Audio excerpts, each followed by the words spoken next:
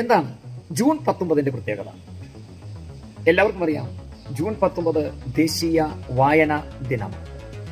എങ്ങനെയാണ് ജൂൺ 19 ദേശീയ വായനാ ദിനമായി മാറിയത്? അന്ന് മഹാനായ ഒരു വ്യക്തിയുടെ ചരമദിനമാണ്. മറ്റാരുടെയുമല്ല, PN പണിക്കർ എന്ന കേരളത്തിന്റെ പ്രിയ പുത്രന്റെ ചരമദിനമാണ് ദേശീയ വായനാ ദിനമായി ആചരിക്കുന്നത്. ജൂൺ 19 മുതൽ ഒരാഴ്ച കാലം കേരളത്തിൽ വായന വാരമായിട്ടാണ് ആഘോഷിക്കുന്നത്. കേരള ഗ്രന്ഥശാല സംഘത്തിന് നേതൃത്വത്തിലാണ് കേരളത്തിൽ കേരള ഗ്രന്ഥശാല പ്രസ്ഥാനം തുടക്കം കുറിച്ചത്.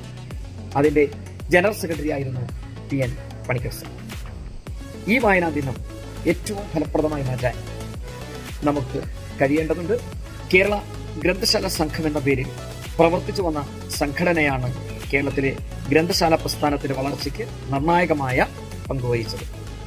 1945 മുതൽ 1977 വരെ 32 വർഷക്കാലം ഗ്രന്ഥശാല സംഘത്തിന്റെ ജനറൽ സെക്രട്ടറി PN പണിക്കർ സാറായിരുന്നു. ഗ്രന്ഥശാലകളിൽ 1970-കളിൽ 20 സാക്ഷരതാ കേന്ദ്രങ്ങൾക്ക് തുടക്കമിട്ടത് അദ്ദേഹമാണ്. 1977 കാൻഫിഡിന് കേരള അനൗപചാരിക വിദ്യാഭ്യാസ വികസന കൗൺസിൽ PN പണിക്കരും കൂട്ടരുമാണ് രൂപം കൊടുത്തത്. 18 വർഷം കാൻഫിഡിന്റെ ജനറൽ സെക്രട്ടറിയായി PN പണിക്കർ സാർ പ്രവർത്തിച്ചു വന്നു.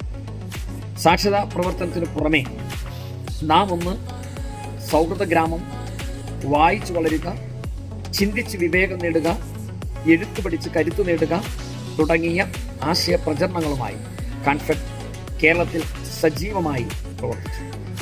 വായനയ്ക്ക് പ്രോത്സാഹനം നൽകി ഒരു വലിയ വായനാ സമൂഹത്തെ വളർത്തിയെടുക്കാൻ നേതൃത്വം നൽകിയ മഹാപ്രതിഭയുടെ സ്മരണയിലാണ് ജൂൺ 19 ദേശീയ വായനാ ദിനമായി ആചരിക്കുന്നത്.